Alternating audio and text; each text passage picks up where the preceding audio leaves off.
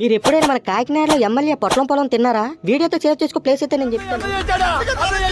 దగ్గర పొట్లం పొలం అనేప్పటికి ఆల్ మిక్స్ మొత్తం కలిసి వచ్చింది. నాకైతే చాలా నచ్చింది. ప్లేస్ ఎక్కడ అనుకుంటున్నారు? మా జయంత్ రోడ్డు ఫుడ్ స్ట్రీట్ ఉంటుంది చూసారా, ఆ లైన్ లో ఉంటది. నిజంగా వీళ్ళ దగ్గర ఫ్రైడ్ రైస్ గీట్ రైస్ అబ్బో చాలా ఫేమస్. అలాగే వీళ్ళ షాప్ పేరు ఏంటంటే హాట్ అండ్ స్పైసీ.